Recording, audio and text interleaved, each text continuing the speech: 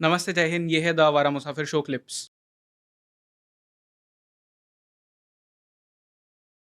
जब आप वहाँ पे थे तो बहुत से बार न्यूज़ आती है कि कुछ लोग होते हैं जो 2-3 दिन के लिए डिसअपीयर हो जाते हैं। तो ऐसा कहा जाता है कि आईएसआई उन्हें लेके जाता है। ये डिसअपीयरेंसेस क्या होते हैं और आपने कभी एक्सपीरियंस किया कि कोई आईएसआई वाला आपको टेल कर रहा हो? क्योंकि मैंने एक्स डिप्लोमेट्स जो है, उनसे भी स्टोरीज़ सुनी है कि वो कहीं जा रहे थे, कार में बैठ के उन्हें रास्ता नहीं मिल रहा था तो आईएसआई वाला आके बताता है, "कहाँ घूम रहे हो? मैं बता देता हूँ रास्ता ये है।" हाँ, देखिए वो तो थोड़ा-सा हँस के बात हुई, पर I was under ISI's watch 25 hours out of 24 hours a day. What is this watch like? मतलब होता क्या एग्ज़ैक्टली? उसमें ये था कि कभी तो 8 मोटरसाइकिल मेरे पीछे हो जाते थे okay. And they used to do aggressive tailing कि मेरी कार जा रही है, तो कोई ओवरटेक कर रहा है, कोई जान के ऐसे कर रहा है कि टक्कर लग जाए। कभी वो पुलिस का ट्रक मेरे पीछे लगवा देते थे कि अगर मैं किसी के घर जा रहा हूँ तो आसपास वाले सब लोगों को पता लग जाए कि इंडियन कौंसल जनरल आए हैं, तो वो भी डर जाएं।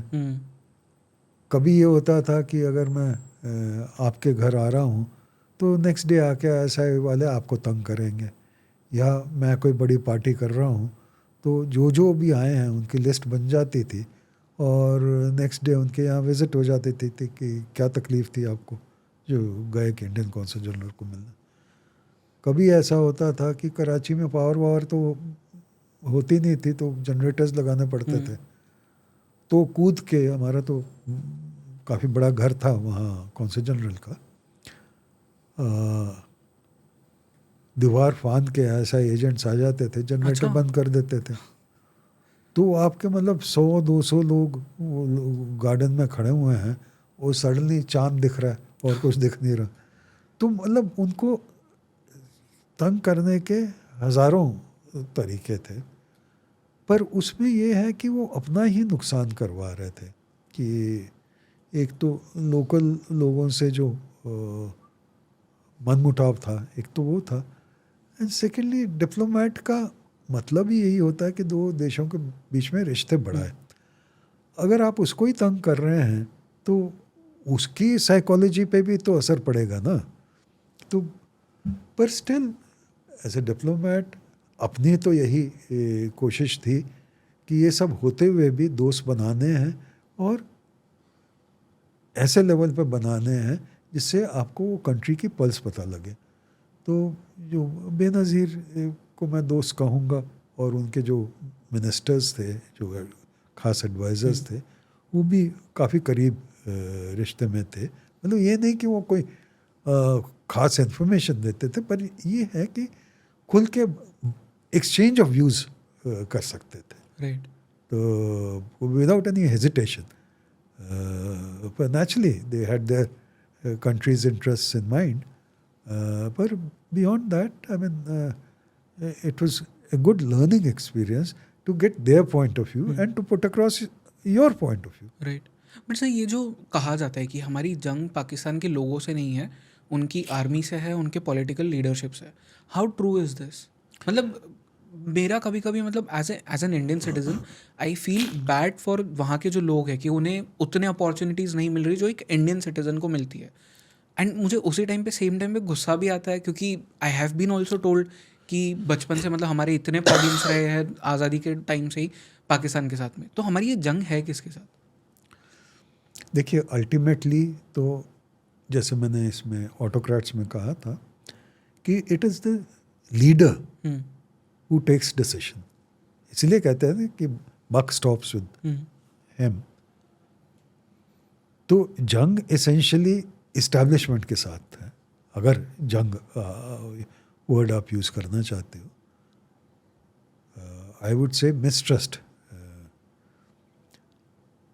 और वही जो है सोशल मीडिया, आजकल के social media, television, information network, उसके थ्रू वही आइडियाज़ प्रोपिगेट करते हैं कि इंडिया अनरिलायबल है, इंडिया ख़राब है, इंडिया गंदा है, वट एवर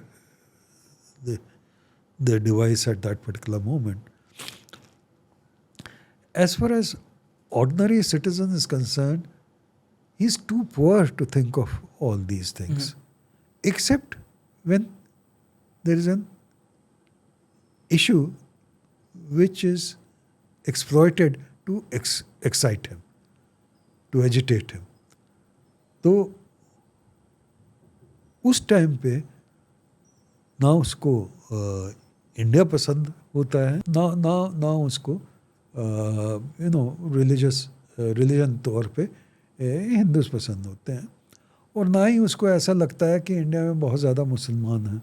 वो सोचता है कि पाकिस्तान में दुनिया के मुसलमान भरे हुए हैं, तो वो सोचता है कि ये जो पाकिस्तानी आइडेंटिटी है इसके ऊपर अटैक हो रहा है, और वही फीलिंग इनकरेज करते हैं ऊपर वाले.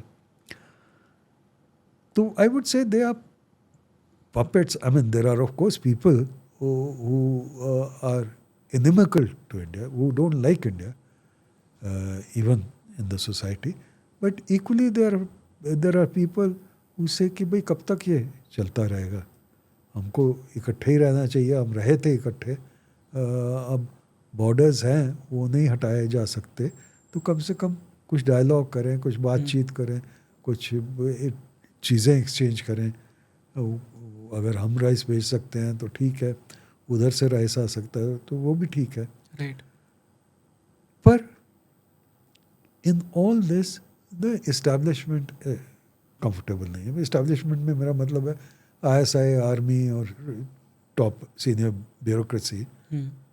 तो वो सोचते हैं कि ये पाकिस्तान के लिए एक डेंजरस ड्रिफ्ट होगी.